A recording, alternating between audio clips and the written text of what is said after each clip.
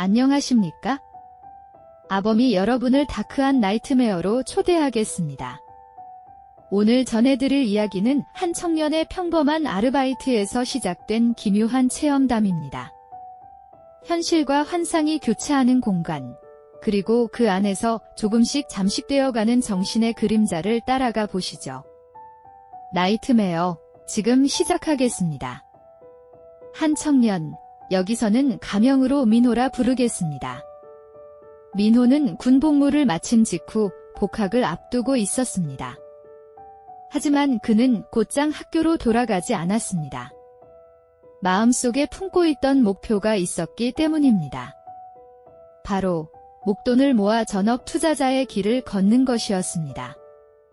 학업보다도 돈을 불리고 싶었던 그는 한 학기를 휴학하고 돈을 모을 수 있는 아르바이트 자리를 찾아 나섭니다. 민호는 단순히 용돈벌이가 아니라 주식과 코인 투자를 위해서 시드머니를 모아야 한다는 강박을 안고 있었습니다. 그는 고등학교 시절부터 이미 주식에 발을 들였고 군 복무 중에도 관련 서적을 탐독하며 꿈을 키웠습니다. 하지만 늘 부족한 것은 자금이었습니다. 기회가 보이는데 돈이 없어 놓친 경험은 그에게 절실한 갈망으로 남아 있었습니다. 그가 처음 눈을 돌린 곳은 편의점과 PC방 아르바이트였습니다. 그러나 직접 발을 들여보니 기대와 달랐습니다. 편의점은 약속된 최저시급이 제대로 지켜지지 않았고 PC방은 단순히 자리를 지키는 정도가 아니라 각종 요리까지 해내야 하는 고된 일이었습니다. 민호는 효율이 맞지 않는다며 그 자리들을 포기하고 더 나은 곳을 물색했습니다. 밤 시간대에 일을 선호한 것도 이유가 있었습니다. 코인은 밤에 유동성이 크고 그는 집중도 밤에 더 잘 되는 성향이었습니다. 그래서 그는 저녁 근무, 그리고 상대적으로 편해 보이는 자리를 찾다가 스크린 골프장 아르바이트 공고를 보게 됩니다. 출근은 저녁 7시, 마감은 새벽까지. 단순히 손님 응대와 정리 정도라면 그 이상 좋은 자리가 없다고 생각했습니다. 공고에 적힌 번호로 전화를 걸자 중년 남성의 목소리가 들려왔습니다. 짧은 대화 끝에 면접 약속이 잡혔습니다. 변두리의 한 스크린 골프장. 손님은 거의 없었고 가게는 정막에 잠겨 있었습니다. 민호는 이 정막이 오히려 마음에 들었습니다. 일거리가 적고 혼자만의 시간이 많을 것 같았기 때문입니다. 첫 만남의 주인은 웃는 얼굴로 민호를 맞이하며 악수를 청했습니다. 큰 일은 없어? 손님 예약만 받고 간단히 정리만 하면 돼, 사장은 담담히 설명했습니다. 하지만 한 가지 덧붙였습니다. 아, 그리고 한 가지 더, 카운터 뒤에 인터폰이 있지? 내가 밑에 사무실에 있을 때 부탁할 게 있으면 그걸로 알려줄 거야. 편의점에서 뭘 사오라거나 간단한 심부름 같은 거 말이지. 사소해 보이는 말이었지만 이 작은 장치가 훗날의 불길한 연결고리가 됩니다.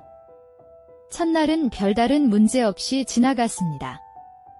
민호는 사장을 따라 간단한 업무를 익혔고 새벽 무렵 남은 손님과 함께 하루를 마쳤습니다.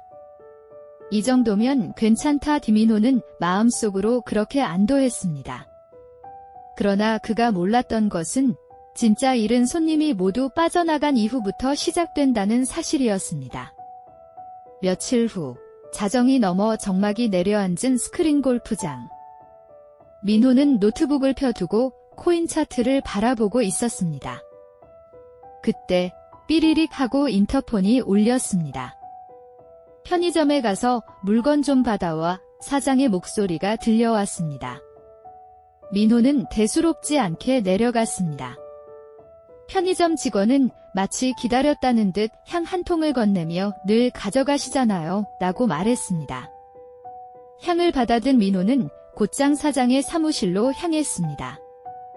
문은 잠겨 있었고 작은 초인종을 눌러야만 열렸습니다. 사장은 향을 받아들고 고맙다는 말과 함께 안으로 들어갔습니다.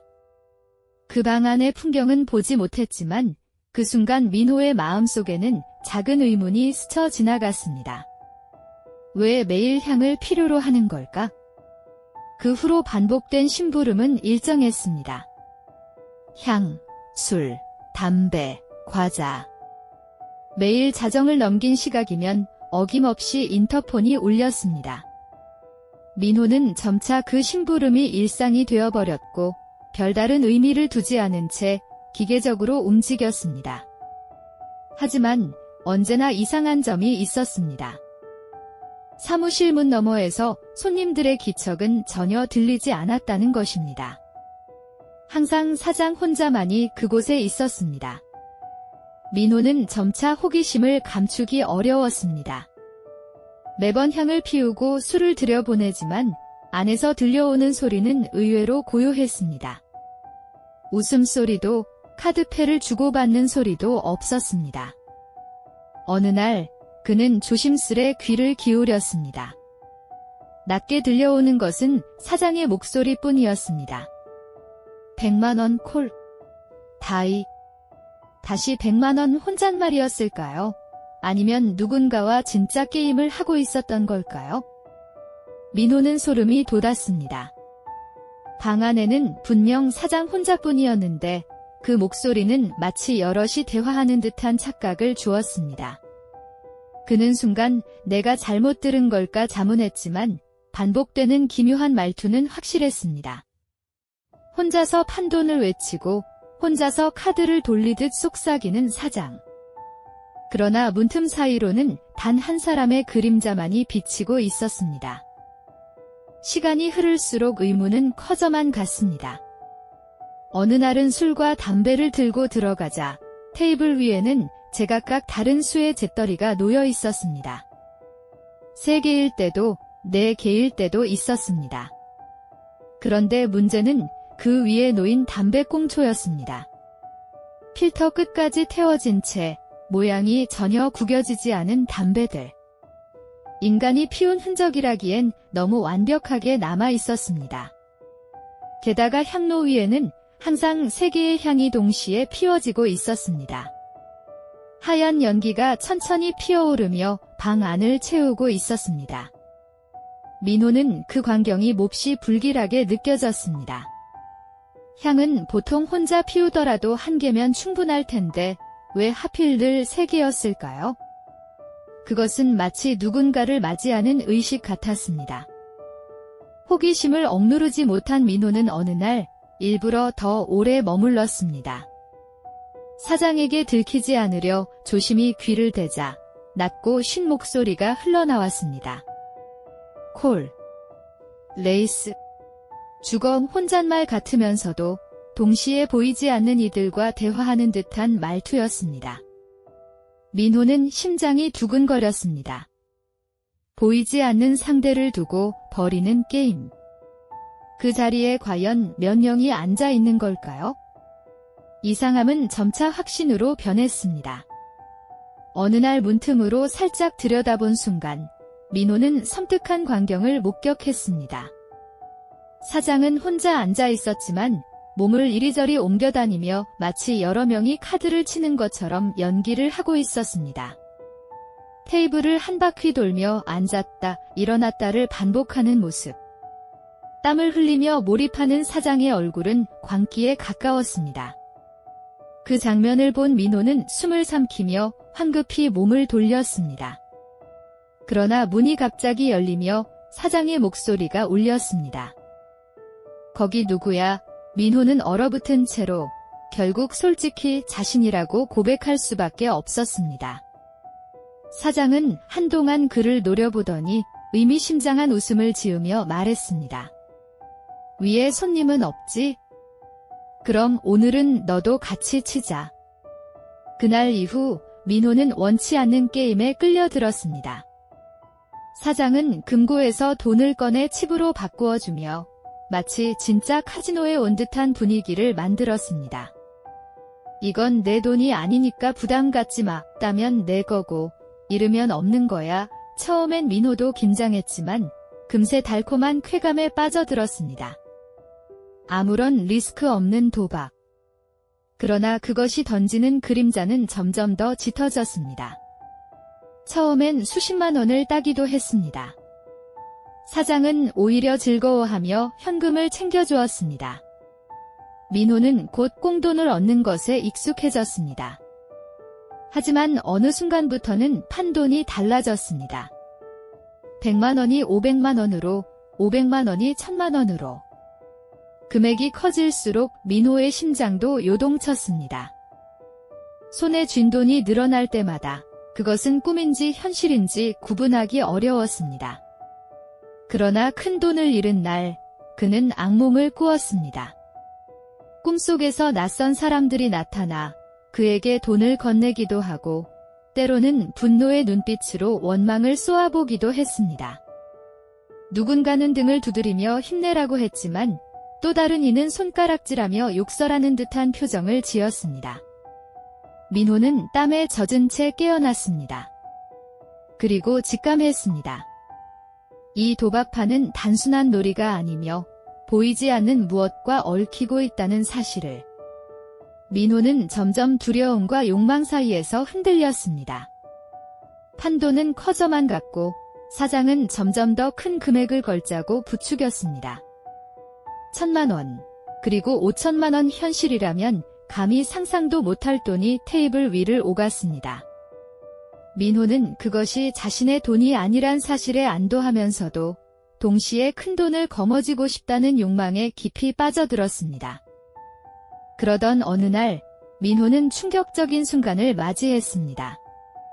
게임 도중 잠시 정신을 잃었다 깨어났을 때 자신이 사장처럼 테이블을 돌며 혼자 카드를 치고 있었다는 사실을 깨달은 것입니다.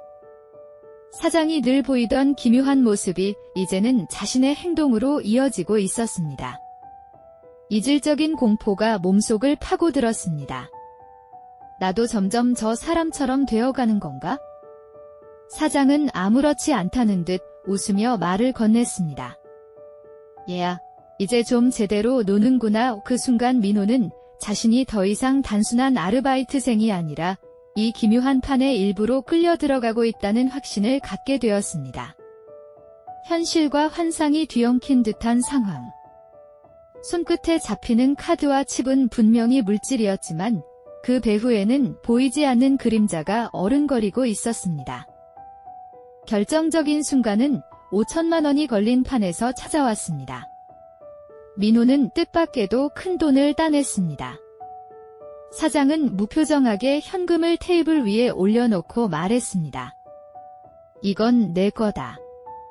하지만 그냥 줄 수는 없지. 심부름 하나만 해와라. 이민호는 귀를 의심했습니다. 단순한 심부름이라면 몰라도 이번에는 해외로 가라는 짓이었기 때문입니다. 사장은 일본에 있는 친척을 만나 물건을 받아오라고 했습니다. 비용은 먼저 민호의 돈으로 결제하라며 추후 돌려주겠다고 했습니다. 민호는 불안감을 느꼈습니다. 왜 굳이 자신을 일본으로 보내려 하는 걸까? 그러나 이미 5천만 원이라는 거대한 미끼에 마음이 흔들린 상태였습니다. 그는 결국 항공권을 예약했고 출국 준비를 하게 됩니다. 일본에 도착한 민호는 사장이 말한 대로 현지인과 접촉했습니다. 하지만 처음부터 어딘가 불길했습니다. 모호한 설명, 번역투의 메시지, 불명확한 약속 장소. 그는 직감했습니다. 이건 위험하다. 뭔가 잘못됐다. 친구에게 전화를 걸어 상황을 털어놓자 친구는 단호히 말했습니다. 가지마, 절대 가지마. 느낌이 그렇다면 믿어야 해. 약속 장소에 나가지 않자 곧 사장에게 전화가 걸려왔습니다. 사장은 격앙된 목소리로 민호를 다그쳤습니다. 왜 안 갔어? 지금 내가 얼마나 큰 기회를 날리는 줄 알아. 이어진 욕설과 협박성 발언에 민호는 몸서리를 쳤습니다. 순간 그가 잡힌 것은 단순한 아르바이트가 아니라 보이지 않는 거대한 덫일 수 있다는 확신이 굳어졌습니다. 민호는 결국 약속을 무시하고 공항으로 향했습니다. 사장의 전화는 끊임없이 울렸지만 그는 받지 않았습니다. 마치 올가미를 벗어나듯 겨우 한국으로 돌아올 수 있었습니다. 그러나 그의 마음은 결코 편치 않았습니다. 5천만 원을 손에 넣을 기회를 스스로 포기한 아쉬움보다 그 배후의 도살인 정체불명의 공포가 더 크게 남아있었기 때문입니다. 귀국 후 민호는 경찰로부터 연락을 받게 됩니다. 일본에서 잇따라 발생한 한국인 실종 사건. 그 궤적을 따라가다 보니 사장이 연루된 정황이 드러난 것입니다. 민호는 참고인으로 조사를 받으며 자신이 경험한 기묘한 일들을 털어놓았습니다. 하지만 수사관들은 뚜렷한 증거가 없다며 고개를 저을 뿐이었습니다. 사장은 여전히 자유롭게 움직이고 있었습니다. 시간이 흐른 뒤 민호는 지인의 권유로 무속인을 찾게 되었습니다. 무속인은 단번에 말했습니다. 내가 딴 돈, 그건 내 돈이 아니다. 너는 영가들의 빚을 진 거다. 민호는 충격에 휩싸였습니다. 자신이 얻었던 그 돈은 단순한 게임의 결과물이 아니라 보이지 않는 존재와의 거래였다는 뜻이었습니다. 태블릿 PC를 제물로 바친 뒤에서야 겨우 마음의 짐을 덜 수 있었다고 그는 회상했습니다. 민호의 삶은 이전과 달라졌습니다. 그는 더 이상 스크린 골프장에 나가지 않았습니다. 사장은 수차례 전화를 걸며 그를 불러냈지만 민호는 단호히 끊어냈습니다. 한때 손에 쥐었던 돈의 달콤함은 사라지고 남은 것은 알 수 없는 존재와 엮였다는 불안감뿐이었습니다. 악몽은 쉽게 가시지 않았습니다. 꿈속에서는 여전히 알 수 없는 사람들이 돈을 건네거나 원망의 눈빛을 보내곤 했습니다. 경찰의 수사도 그를 안심시키지 못했습니다. 일본에서 사라진 이들의 흔적은 모호했고 사장은 늘 교묘하게 빠져나갔습니다. 민호는 스스로를 다그쳤습니다. 그때 내가 약속 장소에 나갔다면, 만약 그랬다면 자신도 돌아오지 못했을지 모른다는 두려움이 뼛속 깊이 파고들었습니다. 살아남았다는 안도와 여전히 풀리지 않는 수수께끼가 그를 잠 못 이루게 했습니다. 시간이 흘러 그는 대학으로 복학했습니다. 겉으로는 일상을 되찾은 듯 보였지만 내면은 달라져 있었습니다. 강의실에 앉아 있어도 불현듯 사장의 웃음소리, 담배 연기에 가득한 그 방의 공기가 떠올랐습니다. 누군가 어깨를 두드리면 순간 뒤를 돌아보며 움찔하곤 했습니다. 현실은 안전해 보였지만 그의 마음은 여전히 끝나지 않은 게임 속에 남아 있었습니다. 주변 사람들은 그저 아르바이트 자리에서 겪은 괴이한 일 정도로 치부했습니다. 그러나 민호는 달랐습니다. 그는 자신이 일종의 매개체로 쓰였다는 생각을 버릴 수 없었습니다. 그곳에서 피워지던 향, 바닥에 쌓인 담배꽁초, 그리고 끝없는 도박판.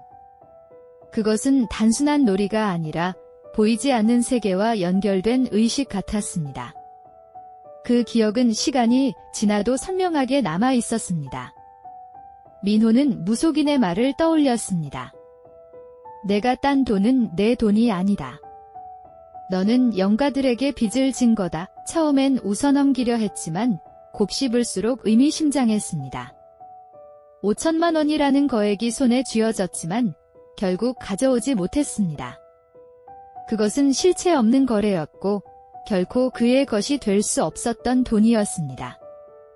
욕망에 사로잡힌 순간 그는 이미 보이지 않는 덫에 걸려 있었던 것입니다. 이 사건을 들은 사람들 중 일부는 현실적인 해석을 내놓았습니다. 사장은 불법 도박을 운영했고 민호를 끌어들여 해외까지 이용하려 했다. 그러나 또 다른 이들은 말했습니다. 그건 단순히 불법 도박의 문제가 아니다. 귀신을 매개로 한 의식이었을지도 모른다. 현실과 미신, 두 해석은 끝내 교차하며 진실을 알 수 없게 만들었습니다. 민호에게 남은 것은 단 하나, 자신이 죽을 수도 있었다는 자각이었습니다. 단순한 알바 경험이 아니라 생사의 갈림길에 섰던 순간이었습니다. 그는 자신이 살아남은 이유를 곱씹으며 스스로를 경계했습니다.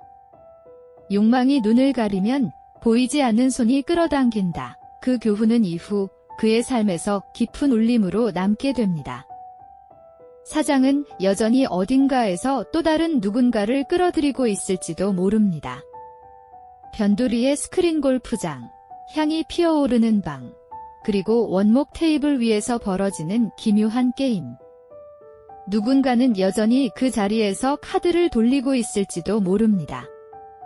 민호의 이야기는 끝났지만 판은 끝나지 않았다는 불길한 여운이 남습니다. 이야기를 들은 사람들은 저마다 다른 해석을 내놓습니다. 어떤 이는 불법 도박의 위험성을 경고했고 또 다른 이는 영적 빚에 대한 경고로 받아들였습니다. 그러나 공통된 결론은 하나였습니다. 평범한 일상 속에서도 언제든 알 수 없는 그림자가 다가올 수 있다는 사실입니다. 그리고 그 그림자는 언제나 달콤한 유혹의 얼굴을 하고 다가온다는 것이었습니다. 민호는 지금도 가끔 꿈속에서 낯선 이들의 얼굴을 본다고 합니다. 돈을 건네던 이들, 원망의 눈빛을 보내던 이들.